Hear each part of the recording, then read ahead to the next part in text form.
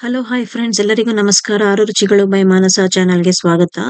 ಇವತ್ತು ನಾನು ನುಗ್ಗೆ ಸೊಪ್ಪಿಂದ ತುಂಬಾ ಟೇಸ್ಟಿಯಾದ ಗರಿ ಗರಿಯಾದ ಪಕೋಡ ಮಾಡೋದು ಹೇಗೆ ಅಂತ ತೋರಿಸ್ತಾ ಇದ್ದೀನಿ. ಇವಾಗ ಅದಕ್ಕೆ ಏನೇನು ಇಂಗ್ರೀಡಿಯೆಂಟ್ಸ್ ಇವಾಗ ಹಾಕ್ತಾ ಇದ್ದೀನಿ. ಆನಿಯನ್ ಈ ತರ ಒಂದ್ 4 ಆನಿಯನ್ ಉದ್ದುದ್ದಕ್ಕೆ ಈ ತರ ಕಟ್ ಮಾಡ್ಕೊಂಡು ಒಂದ್ ಬೌಲ್ಗೆ ಹಾಕೊಳ್ಳಿ. ಅದಾದ್ಮೇಲೆ ಹಸಿಮೆಣಸಿನ್ಕಾಯಿ ಒಂದ್ 4ರಿಂದ 5 ಹಸಿಮೆಣಸಿನ್ಕಾಯಿ ತಗೊಂಡಿದ್ದೀನಿ. ಮತ್ತೆ ಕರ್ಬೇವಿನ ಸೊಪ್ಪು, ಸ್ವಲ್ಪ ಬೆಳ್ಳುಳ್ಳಿ, ಮತ್ತೆ ನುಗ್ಗೆ ಸೊಪ್ಪನ್ನ ಈ ತರ ಕ್ಲೀನ್ ಮಾಡಿ ಇಟ್ಕೊಂಡೆಲ್ಲ ತೊಳ್ಕೊಂಡು ಹಾಕೊಳ್ಳಿ. 1 ಕಪ್ ಅಷ್ಟು ಖಾರದ ಪುಡಿ 1-2 ಸ್ಪೂನು, ಮತ್ತೆ ಸಾಲ್ಟ್ ರುಚಿಗೆ ತಕ್ಕಷ್ಟು.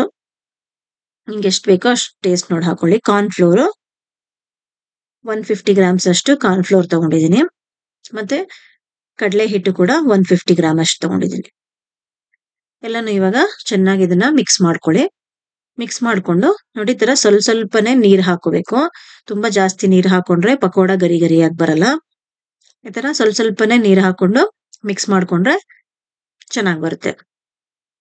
ನೋಡಿ, ಇವಾಗ ಇನ್ನೊಂದ್ ಸ್ವಲ್ಪ ನೀರ್ ಇಡ್ಸುತ್ತೆ. ಇದಕ್ಕೆ ಇನ್ನೊಂದ್ ಸ್ವಲ್ಪ ನೀರ್ ಹಾಕೋತಾ ಇದೀನಿ. ನೋಡಿ, ಈ ತರ ಸ್ವಲ್ಪನೇ ಹಾಕೋಬೇಕು, ಜಾಸ್ತಿ ಹಾಕೋಬೇಡಿ. ನೋಡಿ, ಈ ತರ ಕಲಸ್ಕೊಳ್ಳಿ. ನೋಡಿ, ಇಷ್ಟು ಇದ್ರೆ ಸಾಕು ಥಿಕ್ನೆಸ್.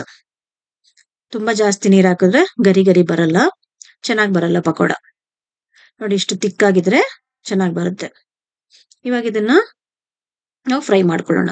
ಒಂದ್ ಬಾಣ್ಲಿಗೆ 1/4 ಲೀಟರ್ ಎಣ್ಣೆ ಹಾಕೊಳ್ಳಿ. ಅದು ಚೆನ್ನಾಗಿ ಕಾದ್ಮೇಲೆ ಇವಾಗ ಕಾದಿದೆ ನೋಡಿ, ಪಕೋಡನೆಲ್ಲ ಈ ತರ ಬಿಡ್ಸಿ ಬಿಡ್ಸಿ ಈ ತರ ಹಾಕೊಳ್ಳಿ.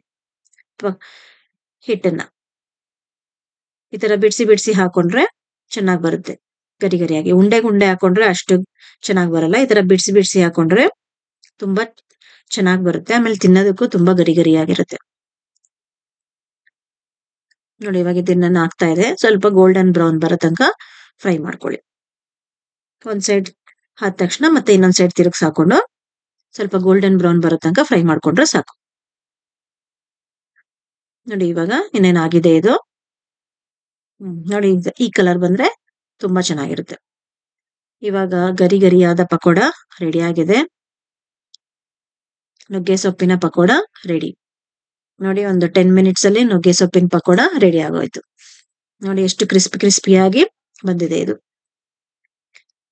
ಇದು ಮನೆಯಲ್ಲೆಲ್ಲರೂ ಒಂದ್ಸಲ ಟ್ರೈ ಮಾಡಿ ಹೇಗಿತ್ತು ಅಂತ ಕಮೆಂಟ್ ಬಾಕ್ಸ್ ಅಲ್ಲಿ ಕಮೆಂಟ್ ಹಾಕಿ. ಹಾಗೆ ಸಬ್ಸ್ಕ್ರೈಬ್ ಮಾಡದೇ ಇರೋರು ಸಬ್ಸ್ಕ್ರೈಬ್ ಮಾಡಿ ಫ್ರೆಂಡ್ಸ್.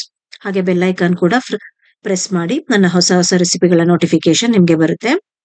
Thank you friends.